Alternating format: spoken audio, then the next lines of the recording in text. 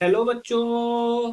हमारा प्रश्न दिया हुआ है, निम्न में से किसे हिंसबर्ग अभिकर्मक के रूप में प्रयुक्त किया जाता है। चार ऑप्शन है, ए बी सी तथा डी। चलिए समझते हैं इस प्रश्न को। इस प्रश्न की मुख्य अवधारणा क्या होगी?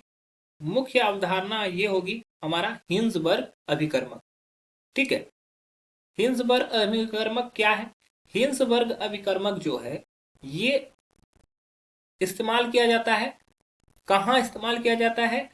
1 डिग्री, 2 डिग्री और 3 डिग्री एमीन के विभेद के लिए। 1 डिग्री एमीन, 2 डिग्री एमीन और 3 डिग्री एमीन के विभेद के लिए इसका इस्तेमाल किया जाता है। जब 1 डिग्री एमीन का हिंसबर्ग अभिकर्मक से अभिक्रिया कराते हैं तो कोई घुलनशील पदार्थ बनता है। जब 2 डिग्री एमीन के साथ इसका रिएक्शन कराते हैं तो अघुलनशील पदार्थ बनता है, और जब 3 डिग्री एमीन के साथ इसका रिएक्शन करवाते हैं तो वो रिएक्शन नहीं करता है। तो इस तरह से हमें पता चलता है। तो हिंसबर्ग अभिकर्मक के रूप में क्या है जो लिया जाता है, उसको हम लोग बनते हैं बेंजीन सल्फोनाइल क्लोराइड। ठीक है, अभिकर्मक के रूप में किसे यूज किया जाता है? अभिकर्मक के रूप में इस्तेमाल किया जाता है बेंजीन सल्फोनाइल क्लोराइड।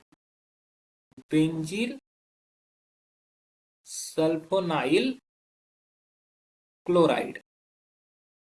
ठीक है, तो समझते हैं 1 डिग्री एमीन के बारे में समझते हैं। सपोज कर लो कि ये RnH2 ये बेंजीन सल्फोनाइल क्लोराइड के साथ अभिक्रिया करता है। तो इसका सूत्र क्या होता है? ये अगर स्ट्रक्चर देखें तो ये बेंजीन स्ट्रक्चर होता है जिसका C6H5 बोल सकते हो आप। ठीक है, इसके साथ SO2 जुड़ा रहता है और उसमें एक Cl जुड़ा रहता है। जब ये रिएक्शन करता है तो रिएक्शन करने के फलस्वरूप यहां से क्या होता है? क्लोरीन टूट जाता है। ठीक है, क्लोरीन टूट जाता है और NH2 पर जो 2 हाइड्रोजन है, एक हाइड्रोजन यहां से टूट के HCl निकल जाता है। तो क्या होगा कि नाइट्रोजन से एक समूह खाली हो जाएगा नाइट्रोजन का, तो NH। ठीक है, ये समूह के साथ क्या होगा? ये S जुड़ जाएगा। ठीक है, और इससे ये रिंग जुड़ा रहेगा, बेंजीन रिंग जुड़ा हुआ रहेगा। तो इस तरह से जो हमें प्राप्त हुआ, इसको हम लोग जो बोलते हैं ये घुलनशील होता है। ये जल में क्या होता है? घुलनशील होता है, या NaOH के विलयन में घुलनशील होगा। वही अगर 2 डिग्री एमीन के साथ इस तरह से किया जाए, 2 डिग्री एमीन है तो यहां पर क्या होगा कि ये वापस से यही चीज से रिएक्शन करेगा, सेम प्रोडक्ट से।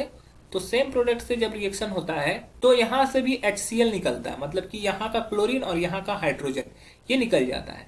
तो क्या होता है कि ये N जो होता है वो 2 R ग्रुप से जुड़े होते हैं और इस तरफ में SO और बेंजीन रिंग को जोड़ लेते हैं। तो इस तरह से यहाँ पे ये बनता है।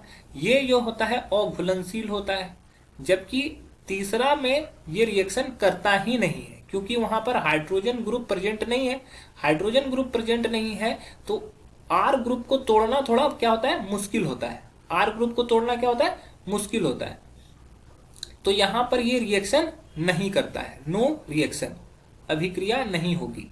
तो अतः हमारा जो अभिकर्मक के रूप में ये इस्तेमाल किया गया है उसको बोलते हैं बेंजीन सल्फोनाइल क्लोराइड, जिसका फॉर्मूला होता है C6H5SO2Cl। ठीक है, इसका फॉर्मूला क्या होता है? C6H5SO2Cl। तो पहला में दिया हुआ है C6H5SO2Cl, यही पहला ही हिंसबर्ग अभिकर्मक है। दूसरा है C6H5NHCH3, ये गलत हो जाएगा। C6H5SO3 यहाँ पे दिया हुआ है, गलत हो जाएगा। यहाँ पे C6H5CO दिया हुआ है तो ये भी गलत हो जाएगा। आशा है कि यह प्रश्न आपको समझ में आया होगा। धन्यवाद।